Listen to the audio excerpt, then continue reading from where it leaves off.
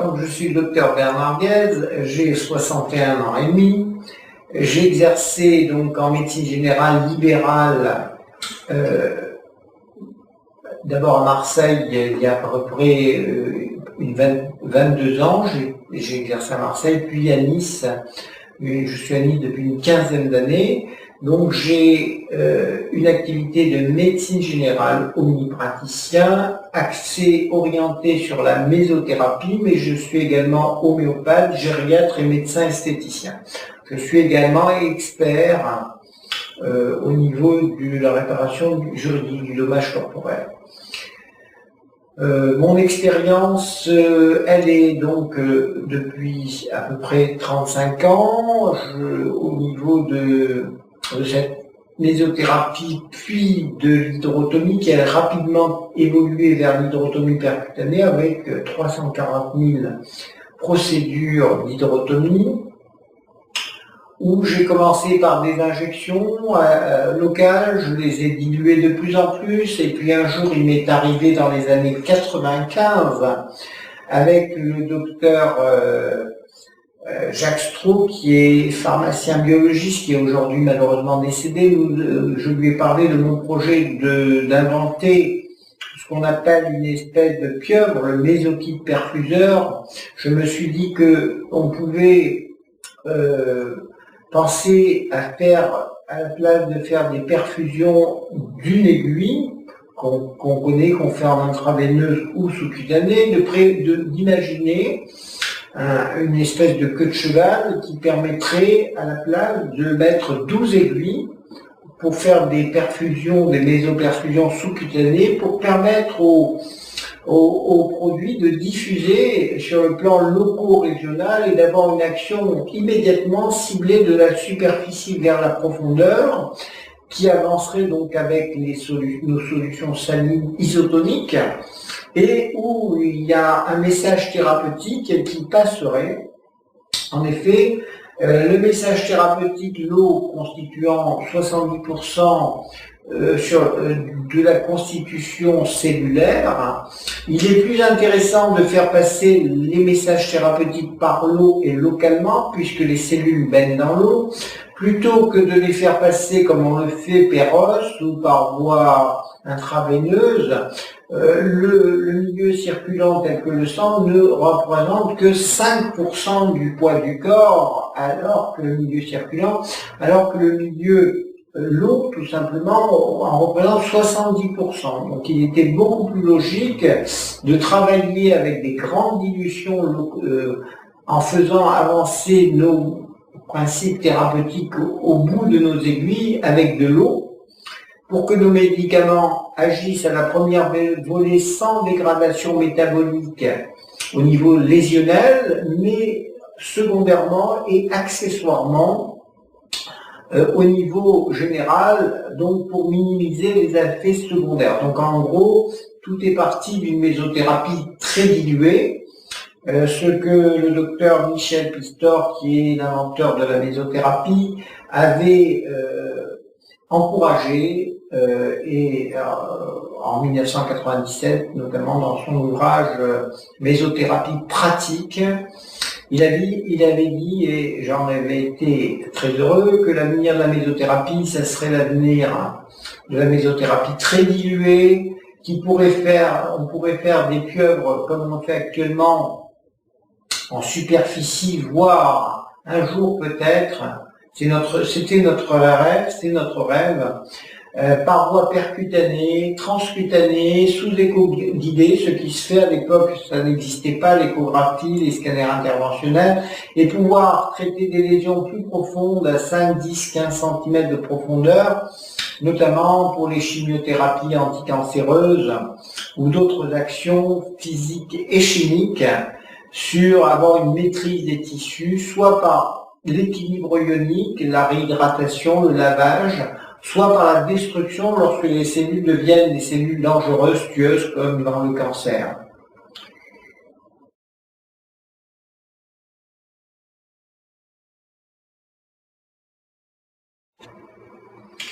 Alors, il faut savoir que toutes les maladies et les symptômes relève, pour bien comprendre ce qui se passe, tout cela relève d'un dysfonctionnement de 5 unités de compétences. À travers ces 5 unités de compétences, on va comprendre l'éthiophysiopathologie, c'est-à-dire la cause des maladies, leur terrain sur lequel elles se développent et les conséquences que ça entraîne, c'est-à-dire au niveau de la maladie qui est nommée par les médecins et leurs symptômes. Donc, si on veut bien comprendre le système, comment les maladies naissent, il faut avoir une bonne connaissance de ces 5 unités de compétences.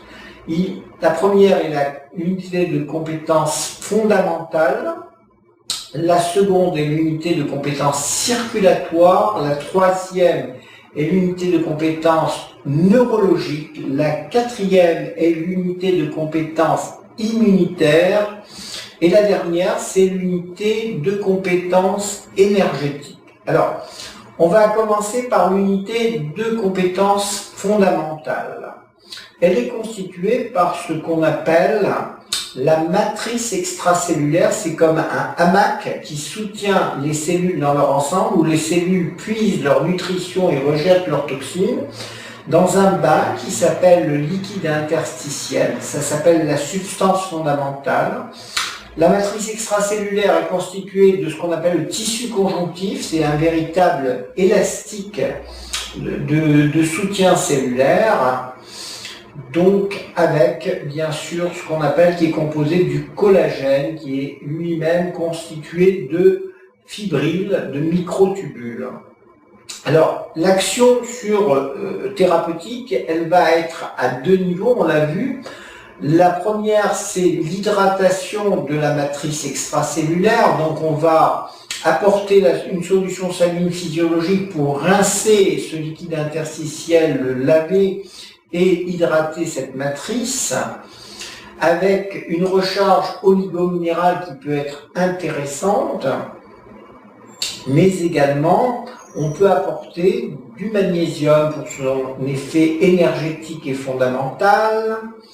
On peut apporter un complexe B, de la vitamine B, qui va permettre de régénérer ce qu'on appelle le cycle de Krebs, qui est l'usine cellulaire qui permet le métabolisme des cellules et des macromolécules. Donc c'est un élément essentiel dans le rouage cellulaire. On va pouvoir également apporter du silicium, du magnésium, on l'a vu, mais également on peut apporter de l'EDTA, qui est un principe actif qui permet la détoxication des cellules au niveau des métaux lourds, et dans l'arthrose c'est particulièrement intéressant de faire une détoxication du calcaire périphérique, puisque l'arthrose est un véritable empartrage autour des articulations, et on va pouvoir ioniser, ce qu'on appelle faire une opération de ionisation locale du calcium organique qui va passer sous calcium ionique. Donc, la suite, vous comprenez que l'unité fondamentale va présider toutes les maladies qui sont dégénératives, comme par exemple l'arthrose en premier lieu, mais également des fibroses, des nécroses, des troubles tels que la cataracte, la maladie dégénérative, l'insuffisance rénale du sujet âgé, le Dupuytren, tout ce qui est sclérosé, et relève d'un traitement d'hydratation extracellulaire, de recharge oligominérale, de détoxication souvent des tissus qui sont rigides, qui deviennent déshydratés, donc intérêt au niveau des disques, des cartilages dans l'arthrose, pour faire ce wash-out, ce lavage thérapeutique cellulaire. La deuxième unité est l'unité microcirculatoire, qui est composée de ce qu'on appelle les artères, les artérioles, les veines, les vénules, mais également la lymphe. Tout cela va nous donner des problèmes au niveau de la circulation du sang, avec des lésions micro-ischémiques, c'est-à-dire que des petits capillaires qui sont fins vont être vont se boucher, et il va y avoir des nécroses cellulaires tout autour ou un dysfonctionnement cellulaire. Pour cela, nous avons deux produits essentiellement. Nous avons un produit qui s'appelle la pentoxifilline, le Torental en France, la pentoxifilline à l'étranger, qui est un vasodilatateur qui va permettre d'avoir une action anti-ischémique, c'est-à-dire qui va faire circuler le sang, va le fluidifier. C'est un produit qui accélère ce qu'on appelle le turnover cellulaire et qui améliore l'oxygénation et la déformabilité des globules rouges. Donc de permettre aux vaisseaux aux globules rouges de mieux avancer dans les vaisseaux de plus en plus fins ou qui sont bouchés, donc pour régénérer des cellules qui sont en train de s'asphyxier sur le plan microcirculatoire. On va traiter avec cela toutes les maladies qui relèvent de cette pathologie, à savoir souvent les insuffisances circulatoires, vertébrobasilaires, parfois les acouphènes. On peut traiter également l'arthrose qui relève d'un trouble où justement la microcirculation ne se fait plus. C'est pour ça que des fois on a des trous, des géodes, des nécroses au niveau du tissu osseux, des véritables micro-infarctus osseux. On va pouvoir relancer donc la microcirculation également au niveau des jambes, par exemple dans le cadre des artériopathies des membres inférieurs, dans les neuropathies également. On va traiter les espaces neurovasculaires, l'espace extracellulaire, relancer la microcirculation dans les jambes au niveau artériel. Mais également, on va pouvoir traiter aussi les jambes lourdes pour les femmes qui ont par exemple de la cellulite avec du mélilo ou d'autres produits qui relancent l'activité matricielle, le silicium organique par exemple, ou des produits qui vont permettre de faire un drainage. On peut penser également dans la cellulite à la lécithine de soja ou à d'autres extraits de plantes qui activent la microcirculation. La troisième unité est l'unité neurologique. Elle est constituée de ce qu'on appelle les nerfs, les troncs nerveux, les filets nerveux qui transmettent la nociception, la douleur. Lorsqu'ils dysfonctionnent, on va avoir des problèmes de pathologie telles que d'abord les pathologies neurocompressives, telles que les sciatiques, les cruralgies, les névralgies d'Arnold, les névralgies cervico-brachiales, le canal carpien, toutes ces pathologies où les nerfs sont écrasés. Donc on va essayer de renforcer les nerfs par nos produits, mais également vous avez aussi les nerfs peuvent être abîmés par d'autres causes. Cela s'appelle des neuropathies. Alors les neuropathies diabétiques, les neuropathies par de la vitamine B6, les neuropathies par l'intoxication par le plomb par exemple, les métaux lourds, les neuropathies par intoxication post-chimiothérapie. Tout ça va entraîner des lésions sur la gaine des nerfs. Il faudra qu'on soit en mesure de les réparer avec différents produits qui sont très intéressants. Ce sont bien sûr la xylo qui a un effet anesthésique, la xylocaïne qui a un effet anesthésique local, mais également l'intérêt de la procaïne qui est un vasodilatateur ganglioplégique qui arrête la transmission de la douleur, ça a une action anticholinergique. Vous avez également des produits, donc on a vu comme le magnésium qui diminue l'hyperexcitabilité membranaire et des nerfs. Donc lorsque les gens ont des maladies nerveuses, ils ont des douleurs aiguës au niveau des nerfs, à titre de brûlure, de coups d'arc électrique, de piqûres, d'engourdissement. Donc ça permet de régénérer ce qu'on appelle la lésion neurogène. Le nerf est comme un câble électrique qui a été dénudé et ils font progressivement le réparer et réparer son espace également.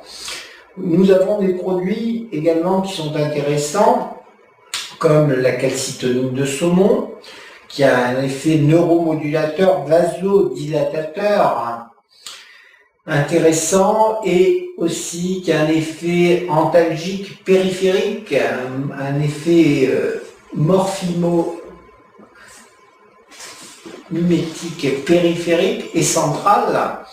Donc on peut agir aussi sur la transmission de l'influx nerveux pour l'arrêter au niveau de la jonction neuromusculaire directement à la sortie de la douleur avant qu'elle n'atteigne le cerveau pour éviter les effets secondaires. On peut donc agir avec certains produits qui sont les tricycliques, mais sans avoir les effets secondaires, c'est-à-dire à microdose et très dilués. La quatrième unité est l'unité immunitaire. Il faut rappeler qu'il y a deux immunités, l'immunité à médiation cellulaire qui fait intervenir les lymphocytes T et les lymphocytes B. C'est l'immunité, les anticorps qui se trouvent dans les tissus lorsqu'on se coupe, lorsqu'on se blesse, et l'immunité à médiation humorale, ce sont les anticorps qui se trouvent dans le sang.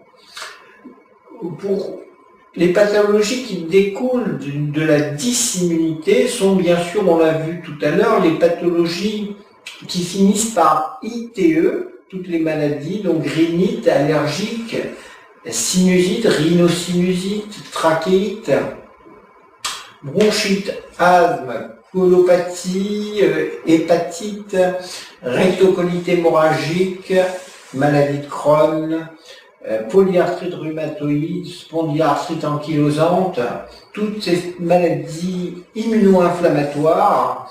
Pour cela, il faut stimuler les défenses immunitaires par une micro-vaccination.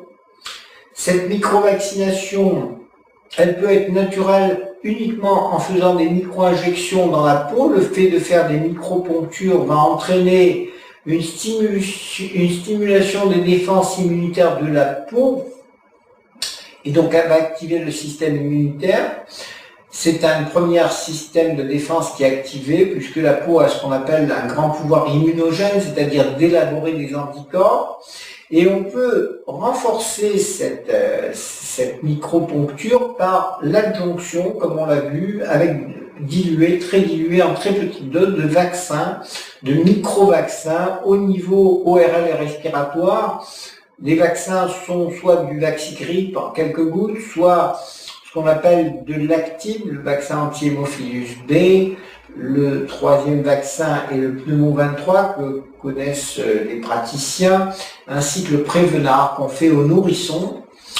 Des très petites quantités de vaccins suffisent au niveau intradermique et très dilué. Au niveau digestif, nous avons un vaccin allemand qui s'appelle le Périsson, qui mérite bien sûr d'être dilué, et lui qui va stimuler les défenses immunitaires du côlon, renforcer en même temps ce qu'on appelle la flore intestinale, et par contiguïté dans les espaces péricellulaires, dans la matrice extracellulaire. Donc c'est une stimulation qui est progressive, qui n'a pas les inconvénients de la vaccination traditionnelle, puisque les doses, la technique, on va le voir tout à l'heure, sera en microdose, très diluée, en nappage, et donc très peu, rarement et au bon endroit, donc on n'intervient qu'une fois par semaine ou tous les 15 jours. La cinquième, est l'unité énergétique. L'unité énergétique est au carrefour de toutes les autres unités qu'on a vues, la fondamentale qui entraîne les processus énergétiques, ainsi que la microcirculatoire, la neurologie qui induit la transmission par l'influx nerveux de la douleur, et l'immunitaire qui fait activer le système immunitaire. L'unité énergétique souvent est donc déréglée, se dérègle par mesure adaptogène de l'organisme, et lorsque l'on travaille avec nos produits, on active cette unité neuroénergétique, soit par le traitement lésionnel, mais également cette unité énergétique lorsqu'elle dysfonctionne, souvent, elle engendre un dysfonctionnement de l'équilibre sur le plan général des plexus sympathiques, parasympathiques, et donc une dérégulation neurovégétative, un dérèglement neuro-immunitaire sur le plan général, avec des fois, donc sur le plan clinique, des troubles du sommeil, de l'anxiété, du stress, des états de dépression, des dérèglements neurovégétatifs. Beaucoup de personnes actuellement sont en état de dérèglement énergétique, ce qui entraîne de la fatigue, des palpitations, des vertiges et des crises parfois de spasmophilie. Tout cela peut être traité par une technique qui s'appelle notamment le mésostress que nous pouvons développer dans les ateliers pratiques.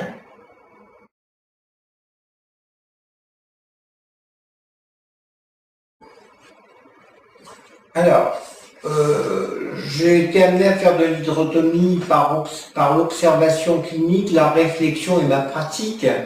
Je rappelle que j'ai 35 ans d'exercice en médecine générale homéopaticienne avec plus de 340 000 procédures au cours de ces dernières décennies.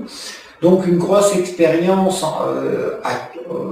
au tout venant, sur tout ce que peut présenter comme problème la médecine générale, et en évitant bien sûr les prescriptions thérapeutiques ou chimiques de plus en plus problématiques.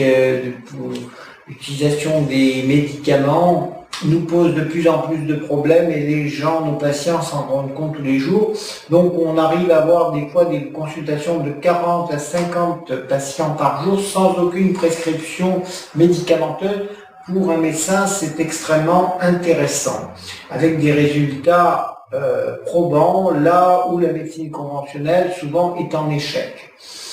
Alors, ce qu'il faut savoir, c'est que l'hydrotomie donc est au carrefour de plusieurs techniques que j'ai pratiquées pendant 35 ans maintenant, qui sont la mésothérapie, qui, selon Pistor, qui est l'injection de très peu de produits, rarement et au bon endroit, et qui avait jeté les bases éthio-physiopathologiques de ce traitement de terrain, d'une notion de traiter le terrain, avec l'utilisation de vaccins par exemple, d'améliorer la microcirculation, d'utiliser des produits à base d'eau de mer par exemple pour diluer nos produits.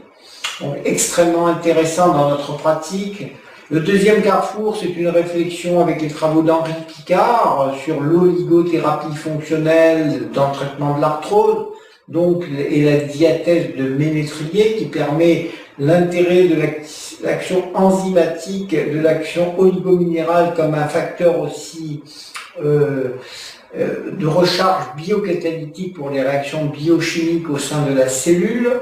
Et mon expérience également en tant que médecin esthéticien, pour utiliser notamment des anesthésiques locaux très dilués pour faire des actes médicaux chirurgicaux à visée esthétique, notamment l'utilisation de microcanules pour faire des aspirations de graisse ou des réinjections. Tout ça, au carrefour de ces trois techniques, est née l'hydrotomie, qui consiste bien sûr à ajouter des véhicules, des thérapeutiques spécifiques par rapport à la pathologie que l'on a à traiter sur le plan loco-régional, donc une action très ciblée.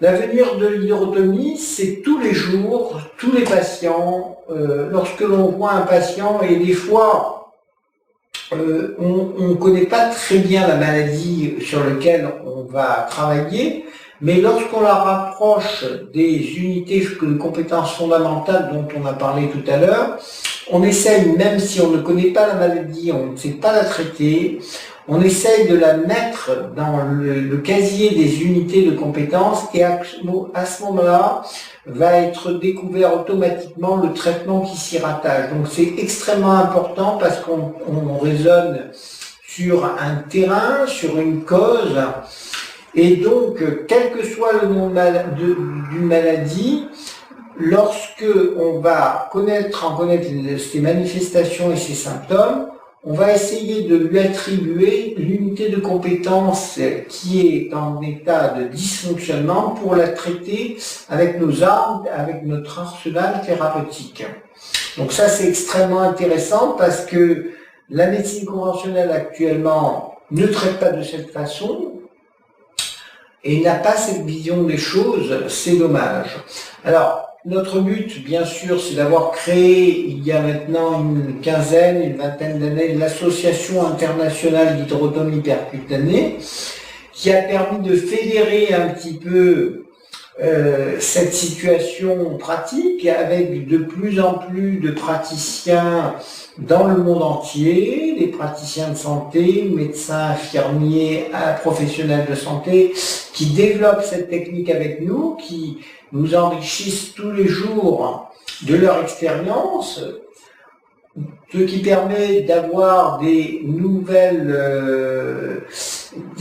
thérapeutiques qui évoluent quotidiennement. On souhaite bien sûr de plus en plus que cette technique soit connue, reconnue. Le but de notre association est de l'enseigner d'abord auprès des professionnels de santé, de diffuser au niveau du grand public l'information, de reconnaître cette technique par des travaux, des thèses hospitalo-universitaires, des études cliniques auprès des institutions pour continuer le travail de validation scientifique qui est fait au niveau de notre association et de sécuriser également les patients sur la compétence et la formation professionnelle des praticiens, des praticiens.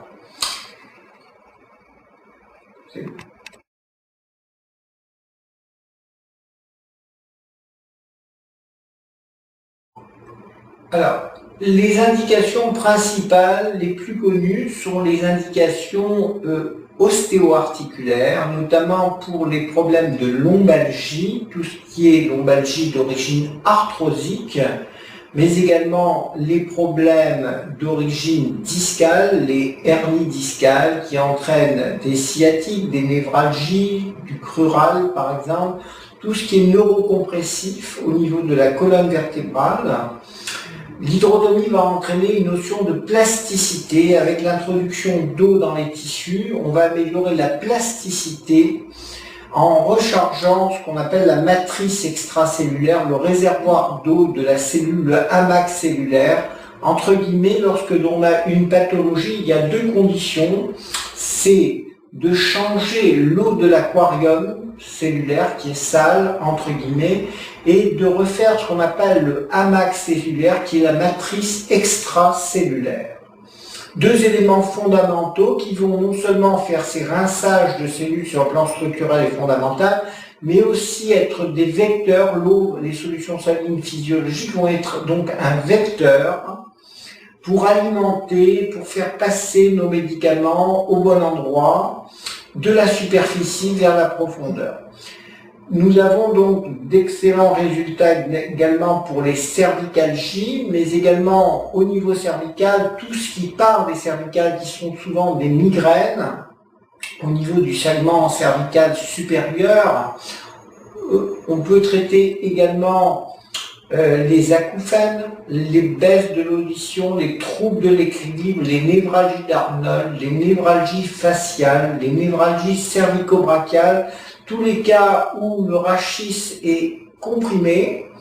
Les racines nerveuses du rachis sont comprimées, notamment souvent par de l'os, du dur, qui entraîne une compression des parties molles avec une déshydratation des disques intervertébraux, des cartilages et des compressions neurologiques très douloureuses.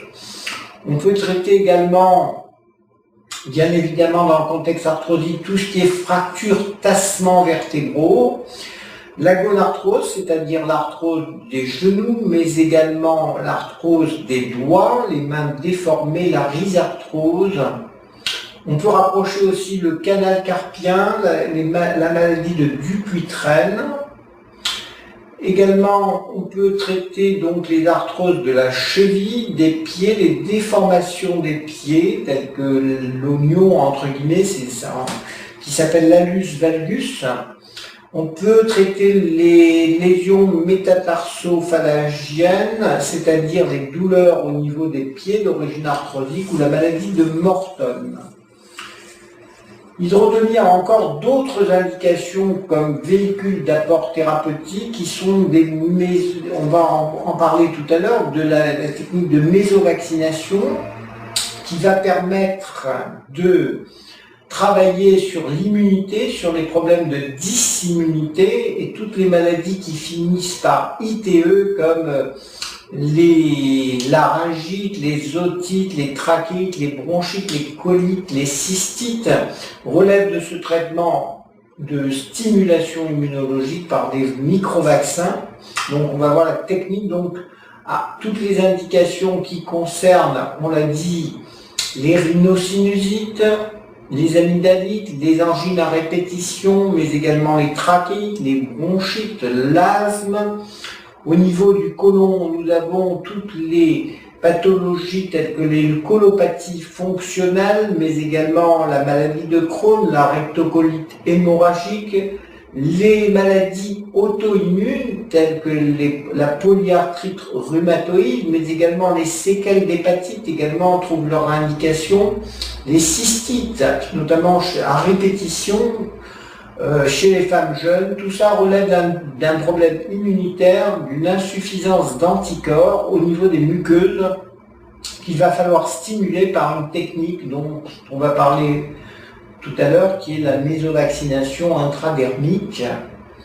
Nous avons d'autres indications, je pense également au SADAM, au syndrome algo-dysfonctionnel de l'articulation temporomandibulaire, les gens qui ont les mâchoires qui craquent, avec des troubles occlusifs, d'autres indications telles que on peut envisager des traitements pour les algodystrophies qui sont très intéressants, les traitements des fibroses post-opératoires. Au niveau ORL, on a une bonne indication dans les acouphènes, mais qui a des résultats que dans 50% des cas, mais c'est intéressant lorsqu'on a déjà tout essayé, c'est un pourcentage non négligeable. On peut citer encore bien sûr les épicondylites, c'est-à-dire le tennis elbow, les problèmes de hanche, les coxarthroses, les trochantérites, les douleurs sur la partie externe de la hanche. Tout ce qui est tendino-musculaire, les tendinopathies, les claquages, les élongations sont intéressants. Quoi qu'il en soit, il s'agit d'un traitement structurel et fondamental qui consiste à laver l'espace matriciel extracellulaire, de changer ce qu'on appelle le liquide interstitiel, qui est le bain cellulaire, et d'apporter spécifiquement, localement, des médicaments qui ont une véritable action sur la cause et non pas la conséquence et non pas le symptôme. On traite le terrain, la maladie par ces systèmes de lavage et par une adjonction également de produits naturels ou de synthèse, mais des produits qui sont des produits basiques tels que le magnésium, les complexes de vitamine B qui ont un pouvoir régénérateur, le magnésium pour son action énergétique, et vous avez d'autres produits tels que la vitamine A, D, C, E, K, qui peuvent être des additifs complémentaires dans notre action sur le plan fondamental. Il faut signaler aussi l'action du silicium organique.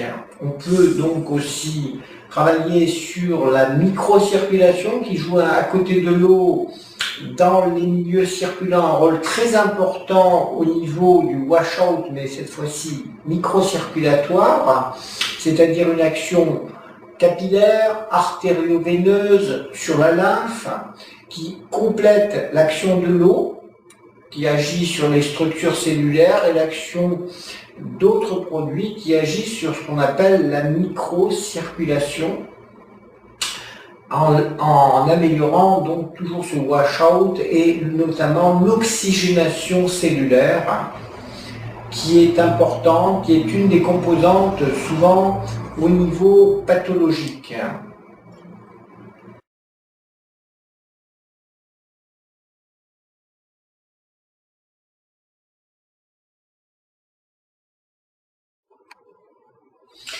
Alors, sur le plan interventionnel, il existe 3 techniques qui permettent de travailler sur les différentes lésions, d'intervenir sur la notion de terrain. La première technique, c'est la technique de mésochelation. C'est une technique qui utilise un produit qui s'appelle le DTA, l'éthyldiaminotétraacétique ou l'acide édétique, qui est un chélateur des ions calcium, notamment donc on va voir son intérêt dans l'arthrose. C'est un produit qui déplace le calcium du squelette osseux périphérique, c'est-à-dire qu'il permet une soustraction de calcium organique dans l'organisme. Son indication, c'est bien sûr l'arthrose, l'hypertrophie osseuse, les becs de perroquet, ce qu'on appelle l'ostéophytose, mais également les chondrocalcinoses, les hypercalcifications sous-cutanées.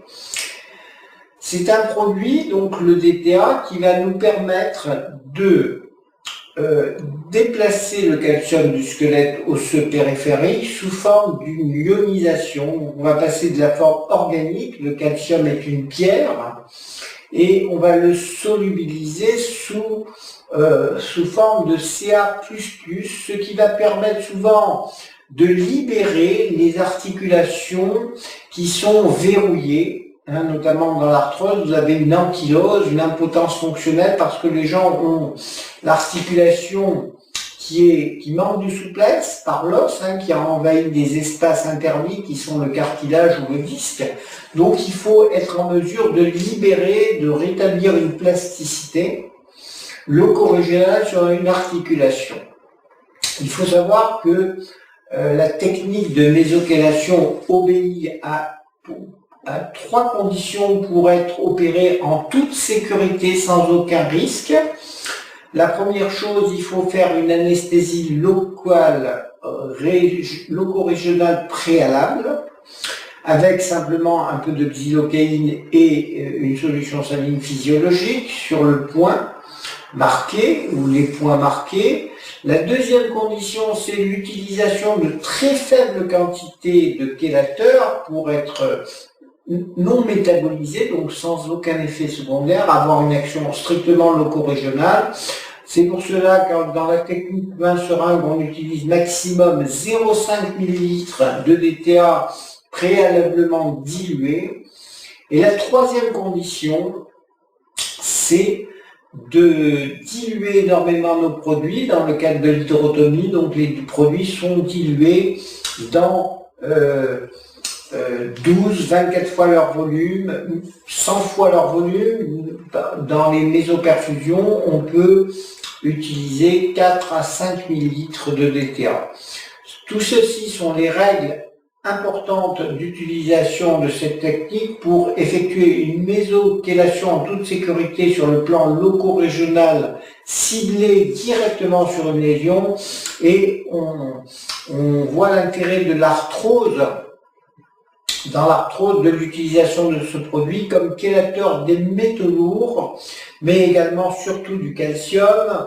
Mais c'est un produit également très intéressant dans des pathologies telles que les algodystrophies, les fibroses, puisque c'est un effet défibrosant, c'est un effet aussi fluidifiant sanguin accessoirement. Donc action de détoxification très important avec l'utilisation de très peu de produits directement très dilués au bon endroit. Dans les pathologies également, donc telles que les sclérodermies, toutes les causes de calcification qui sont très nombreuses au niveau de l'épaule, par exemple, les périarthrites calcifiantes de l'épaule, les chondrocalcinoses et tous les processus exubérants arthrosiques. Un intérêt aussi de ce produit dans le cadre des migraines d'origine cervicale, des pathologies de C2, l'action bien sûr de l'EDTA, notamment lorsque les foramens sont bouchés, les foramens qui sont les trous de conjugaison. On passe les nerfs, où les nerfs ont des rapports étroits sur le plan neuroanatomique entre le squelette osseux et les parties nerveuses, les racines nerveuses. Le DTA est un véritable déboucheur, entre guillemets, c'est un détartrant, le mot qu'il faut retenir, c'est un détartrant de l'os, autour de l'os, et c'est ce dont on a besoin lors des processus arthrosiques d'intervenir sur le plan mécanique, de frottement de l'os contre le cartilage, contre le disque, contre un nerf. Il faut réduire, c'est un rapport de force, peau de fer contre peau de terre, et il faut réduire l'aspect souvent irrégulier, pointu, désordonné de l'os qui crée des lésions autour de lui.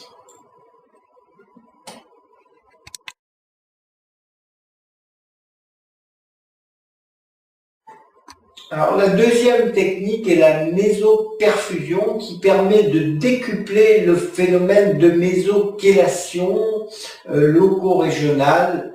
La mésoperfusion va utiliser ce qu'on appelle le mésokite perfuseur ou la pieuvre, ce qu'on appelle la pieuvre, véritable tentacule à 12 sorties, qui va permettre d'une part, sur le plan thérapeutique, d'augmenter le wash-out, le lavage thérapeutique cellulaire. Là, on est dans des rapports, tout est multiplié par 10, notamment la quantité d'eau. Lorsqu'on fait une technique main seringue, on est avec 25 à 50 millilitres d'eau. Et lorsqu'on passe avec une pieuvre, on a une perfusion de 250 millilitres. On augmente les quantités de magnésium également, de vitamine B, de DTA qui sont multipliés par 10. Et on peut également diluer d'autres produits intéressants tels que les oligo-éléments, les minéraux, les vitamines du groupe A, D, C, E, K. On peut rajouter du silicium organique et plusieurs produits d'une façon générale qui vont avoir une action thérapeutique immédiatement ciblée sur la lésion au niveau loco-régional et donc qui va intéresser une plus grande partie d'un territoire, comme par exemple un canal lombaire étroit, dans le cas d'une hernie discale, une grosse arthrose au niveau du dos, des problèmes de gonarthrose évolués sur des gros genoux, voire des grosses épaules, au niveau de la hanche, au niveau de la coxarthrose. On va pouvoir donc, lorsqu'on est en échec avec une technique main seringue ou dans un cas sévère, on peut penser, on doit penser, ou dans les cas d'urgence, directement à opérer avec la pieuvre, le mésokite perfuseur, qui souvent donne des résultats très rapides et spectaculaires en libérant les zones qui sont comprimées, notamment je pense aux lésions neurologiques très douloureuses, mais également à des pathologies telles que des fractures de placements vertébraux. Donc la pieuvre a ses indications dans les formes chroniques, résistantes à la technique main seringue ou en cas d'urgence, lorsque les résultats ne sont pas au rendez-vous.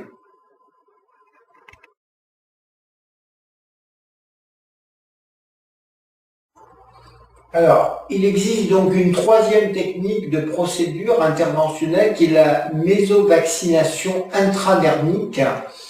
Alors, cette technique de mésovaccination est très sécurisée parce qu'elle va s'opposer à la vaccination conventionnelle. Je vous rappelle que la vaccination conventionnelle a plusieurs défauts et a développé une polémique parce que elle fonctionne à 3 niveaux avec un certain nombre de problèmes. Le premier, lorsque l'on injecte des vaccins de façon conventionnelle, d'abord, Ils contiennent souvent de l'aluminium, voire du mercure, et la quantité de vaccin est déjà toujours trop forte. Le deuxième problème qui va se poser, c'est que le vaccin est injecté souvent par voie intramusculaire ou sous-cutanée. Je rappelle que la voie intramusculaire ou sous-cutanée n'est pas compétente pour faire des anticorps. Elle n'a pas de compétence, le muscle n'a aucune compétence pour faire des anticorps ainsi que le système sous-cutané. Lorsque le muscle est en difficulté, l'organisme est une réaction, va prendre l'information. Si c'est une information immunoallergique, il va essayer de s'en débarrasser par ses voies excrétrices qui sont la jonction neuromusculaire. Donc le vaccin va être assimilé par le muscle comme un corps étranger et il va être éliminé au niveau de la jonction neuromusculaire, pouvant entraîner une sclérose en plaques ou des myopathies par exemple, des formes de myopathie, où le produit étranger, le vaccin, va être éliminé par ce qu'on appelle le fascia, l'enveloppe qui entoure le muscle, et on peut avoir des fascites nécrosantes à macrophages qui sont dramatiques sur le plan clinique. Le troisième problème qui peut se poser, c'est que lorsque les personnes sont immunoallergiques, ont un terrain de sensibilité particulière, ils vont donc avoir une forme de réaction anormalement d'hypersensibilité et d'hyperréactivité non contrôlée qui va aboutir à une maladie. Le troisième problème qui va se poser, c'est que souvent les vaccins ne sont pas faits directement au niveau de là où ils doivent agir. On fait souvent des vaccins au niveau du bras, au niveau de la fesse, au niveau de la cuisse chez le nourrisson, pour vacciner sur le plan par exemple ORL, comme le Vaxigrippe ou les vaccins comme le Pneumo 23, le vaccin comme l'Active, le Prévenard pour le nourrisson, sont des vaccins qui sont faits pas au bon endroit. La mésovaccination reprend toutes ces erreurs de la médecine conventionnelle puisqu'elle va intervenir de 3 manières différentes. Tout d'abord, on va utiliser le principe un peu de la mésothérapie, d'où le nom de mésovaccination, d'utiliser quelques gouttes de vaccin microdosées. Donc on va prendre 2-3 gouttes. La deuxième condition de ces vaccins, c'est qu'on va énormément les diluer dans le cadre de l'hydrotomie. On va utiliser les grandes dilutions. Donc le vaccin va perdre de sa toxicité potentielle, puisque plus on dilue un produit et moins il est toxique. La troisième condition de la mésovaccination, c'est de faire de la mésovaccination intradermique, car la peau a un très grand pouvoir immunogène, c'est-à-dire qu'elle est capable de fabriquer des anticorps. C'est son rôle de barrière immunitaire. Elle va produire des complexes antigènes anticorps, des complexes humains. Et donc à ce moment-là, on est dans un système de filtrage d'abord, et une fois que l'information la peau a élaboré les défenses immunitaires, elle va passer l'information par les voies lymphatiques et par contiguïté au reste, aux structures sous-jacentes, par diffusion thérapeutique. Donc ce qu'il faut savoir, c'est que les vaccins, depuis Pasteur, on sait que les vaccins doivent être effectués par voie intradermique dans un filtre qu'est la peau, et donc à très petite dose et très diluée. La dernière condition qui est aussi la plus importante, c'est de les administrer en nappage, par une technique de nappage, c'est-à-dire de multiplier les injections tous les centimètres carrés, donc des micro-injections par nappage, et le terme de mésothérapie revient encore, puisqu'on va les administrer localement, directement, là où le problème se pose. C'est-à-dire que si vous avez un problème ORL, de rhinite sinusite, on va vous faire la technique de mésovaccination au niveau des sinus frontaux, maxillaire. Si vous avez des problèmes d'angine, on va faire des micro-injections au niveau de la gorge pour des amygdalites. Pour des otites, on va vacciner les oreilles, la région péri-auriculaire.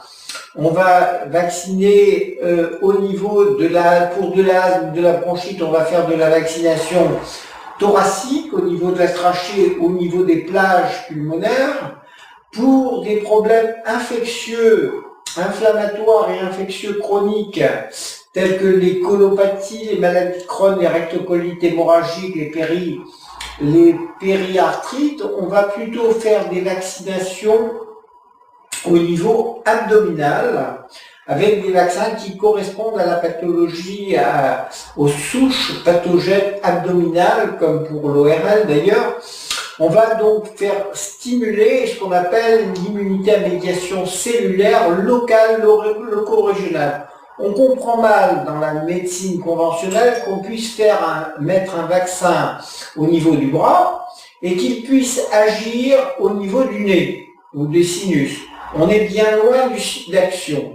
Donc le vaccin va être obligé de faire tout un détour, si vous voulez, avec infiniment plus de doses par la voie sanguine. On va faire intervenir l'immunité tissulaire du bras, ce qui ne sert à rien, l'immunité sérique, qui ne sert aussi à rien, puisqu'on veut une immunité locale, tissulaire, in situ, directement sur le site d'action. Donc la mésovaccination se résume en 3 points. Microdose, grande dilution, technique loco-régionale de nappage intradermique directement donc sur le site d'action où le vaccin doit agir. Minimiser les doses, grande dilution, c'est les règles indispensables pour faire de la bonne vaccination très efficace sans prendre le risque d'une maladie auto-immune ou sclérosante secondaire à l'injection des vaccins.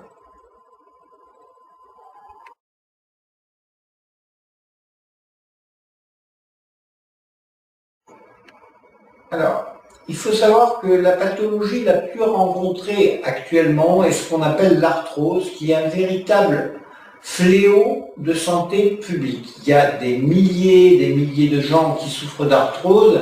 À partir de 65 ans, plus de la moitié de la population peut souffrir d'arthrose.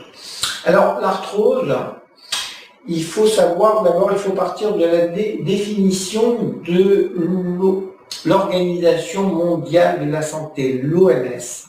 L'arthrose, au niveau définition, c'est une déformation des os, donc c'est la cause, qui entraîne une destruction progressive du cartilage dégénérative.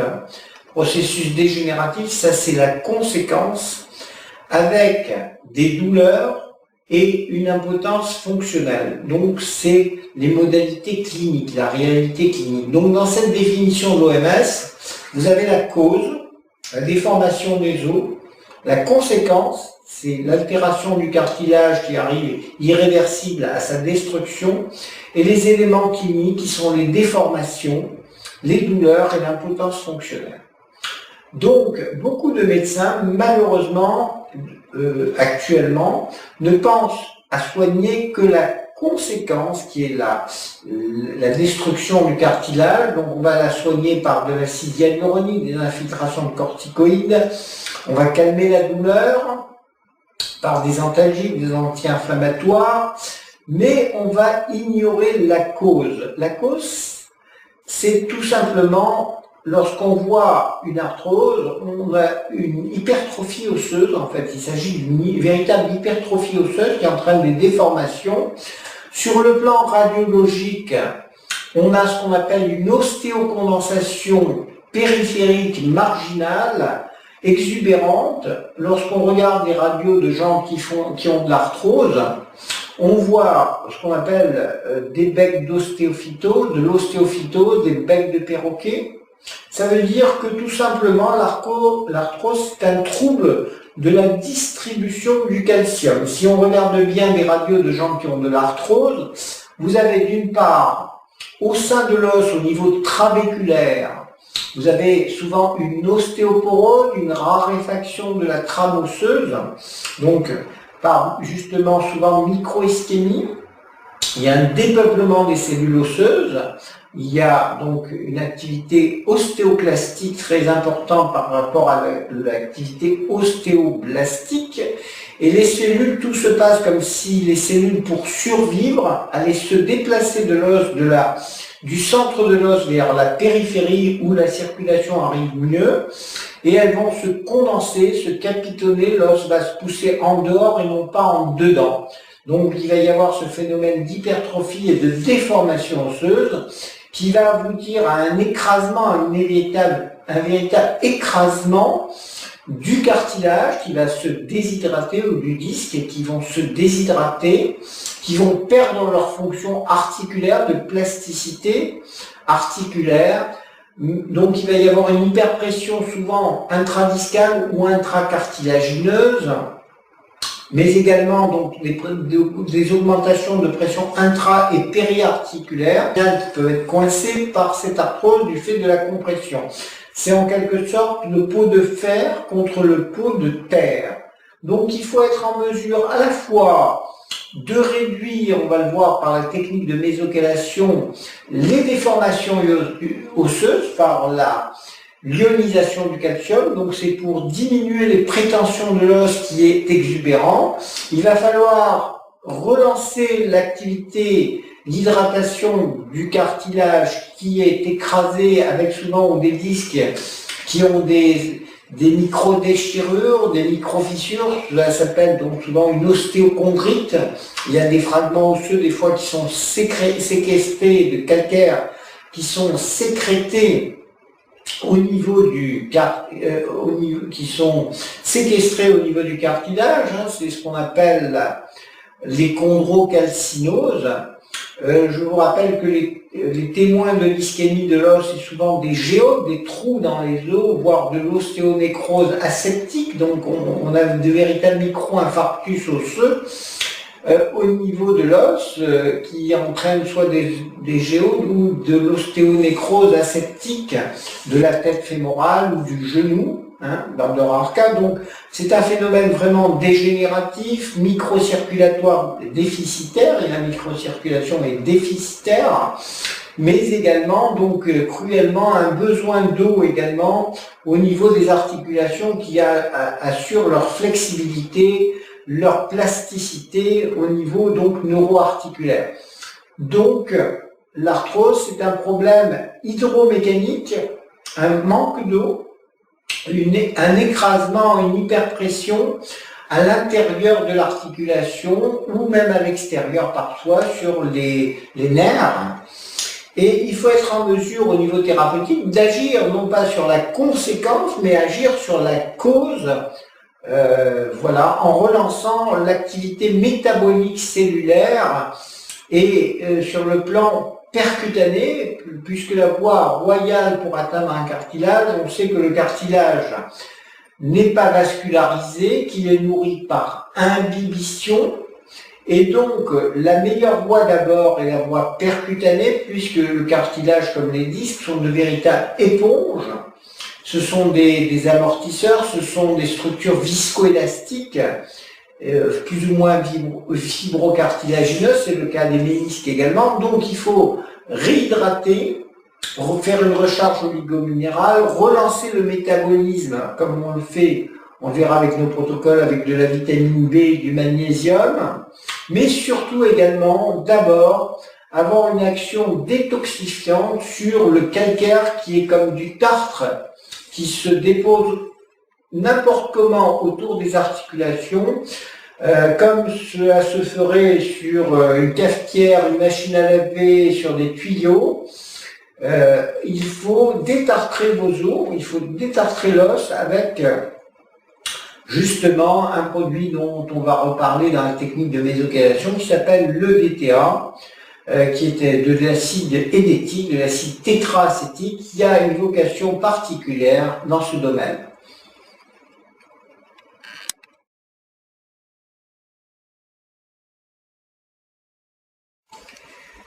Alors, c'est moi-même qui ai institué dans les années 90 la notion d'hydrotomie au plasma de Quinton, et j'avais fait des communications, des conférences avec le laboratoire Quinton sur l'intérêt de l'hydrotomie avec l'eau de mer.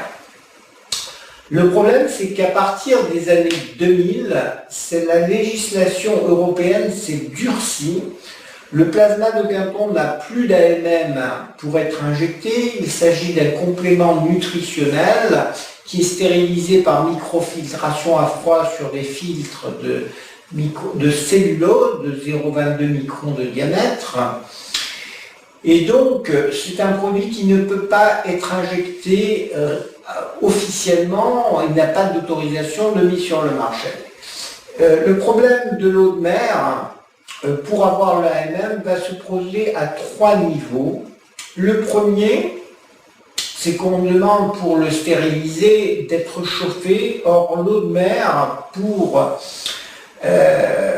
pour être stérilisée, il faut, si on la chauffe au-delà de 41 degrés, elle perd toute son activité de matière vivante.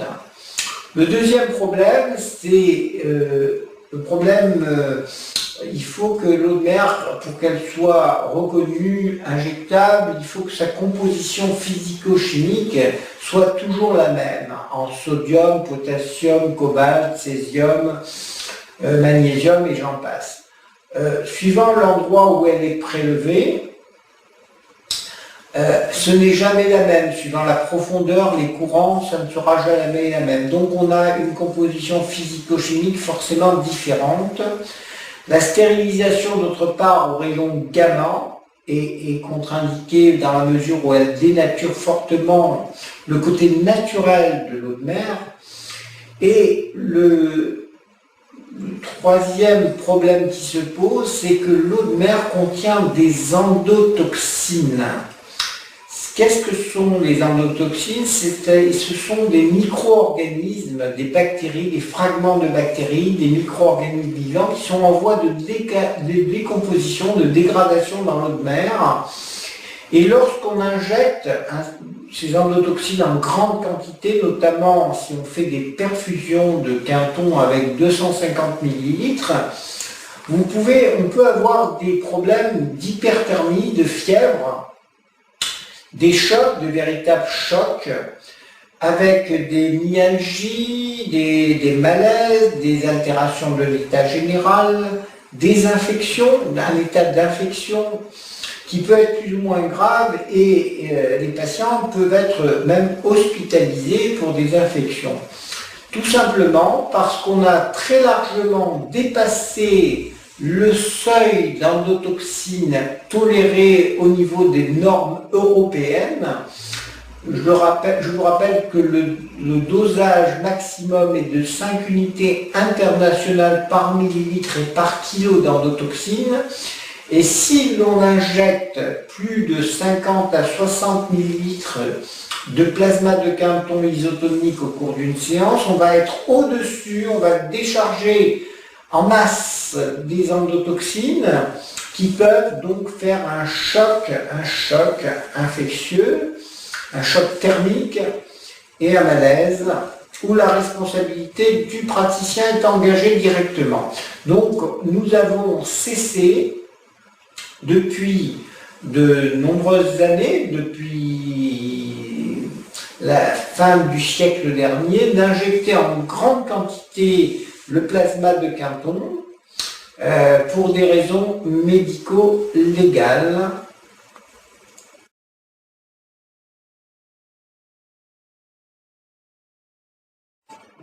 Alors, comme toute technique qui évolue, qui se développe, l'hydrotomie peut avoir, je le comprends, des détracteurs. Moi-même.